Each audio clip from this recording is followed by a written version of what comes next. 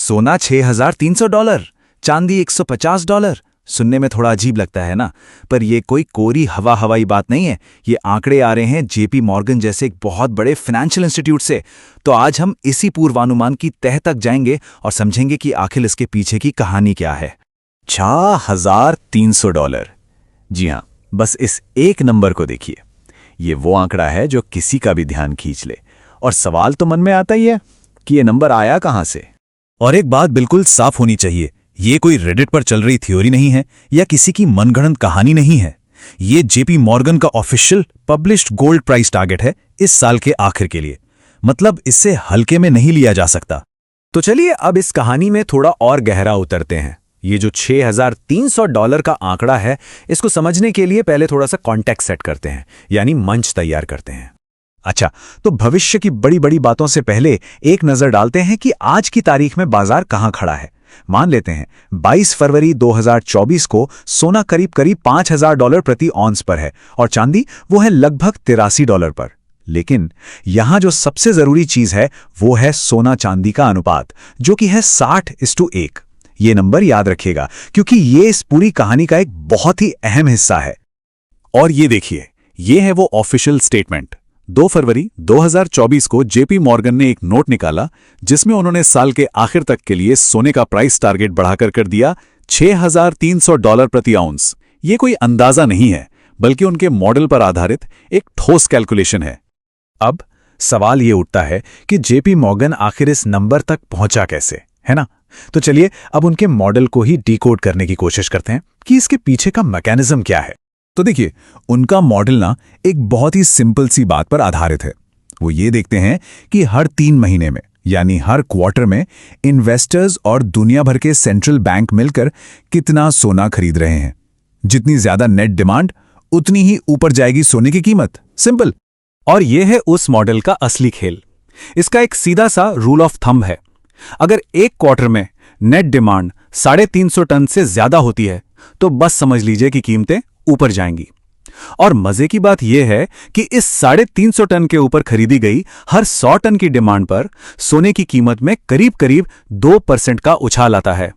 तो फिर ये $6,300 का आंकड़ा कैसे बना? वो इस चार्ट में छिपा है। जेपी मॉर्गन का अनुमान है कि हर क्वार्टर में करीब 585 टन की टोटल डिमांड आएगी। इसमें कौन कौन शामिल है? सेंट्रल बैंक्स हैं, हम आप जैसे लोग जो फिजिकल बार और सिक्के खरीदते हैं, और हां, ETF इनफ्लो भी हैं। पर कहानी यहीं खत्म नहीं होती। $6,300 तो उनका बेस केस है, मतलब ये तो होना ही चाहिए। लेकिन वो एक और सिनारियो की बात करते हैं जो इससे भी कहीं ज्यादा बुलिश है। वो कहते हैं कि अगर दुनिया भर में लोग अपनी सेविंग्स का थोड़ा सा और हिस्सा, मान लीजिए 3% से बढ़ाकर सिर्फ 4.6% सोने में लगा दें, तो सोने का भाव $8,000 से $8,500 तक भी जा सकता है। अच्छा, तो ये तो हुई सोने की बात।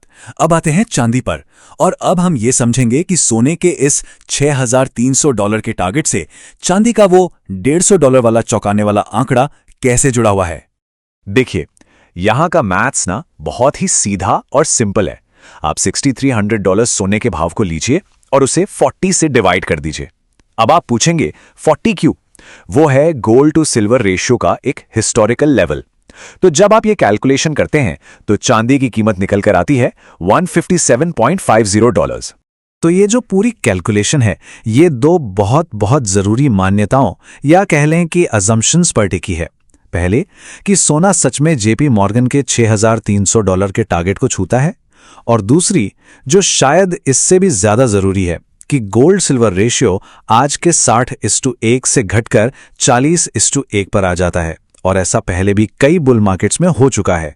और ये रेशियो क्यों घट सकता है, इसका एक बड़ा कारण ये चार्ट दिखाता है। ये कॉमेक्स की रजिस्टर्ड चांदी की इन्वेंट्री है, मतलब वो चांदी जो असल में डिलीवरी के लिए मौजूद है।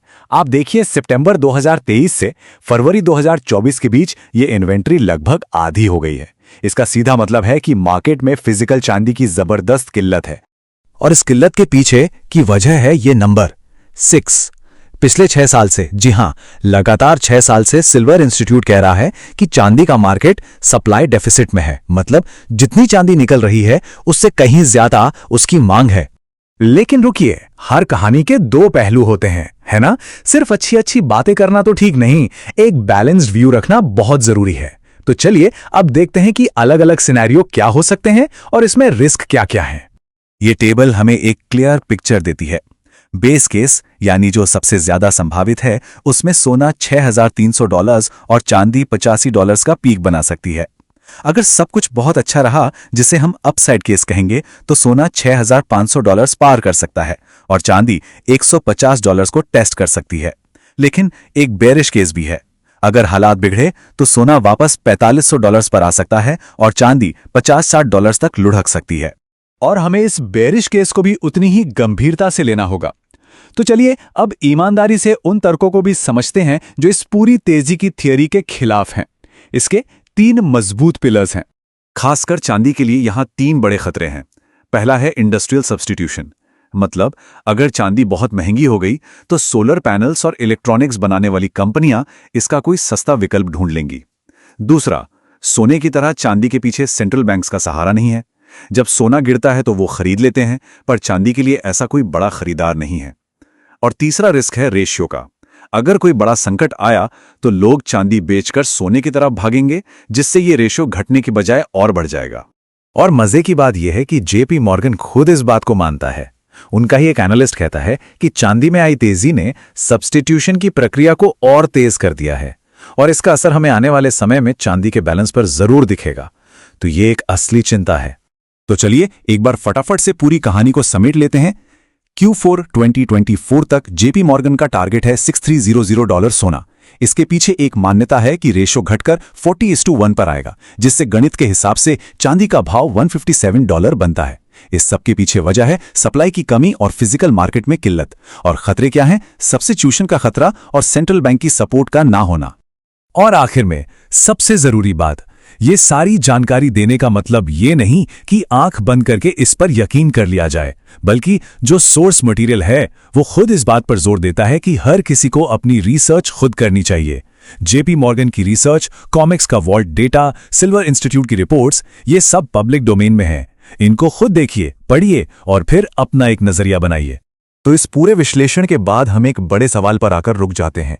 क्या ये सब जो हो रहा है वो एक नए मॉनेटरी सिस्टम की तरफ इशारा है, या फिर ये बस एक कमोडिटी का साइकिल है जो ऊपर नीचे होता रहता है? ये एक ऐसा सवाल है जो सोचने पर मजबूर करता है और इसका जवाब शायद हमें आने वाला वक्त ही देगा।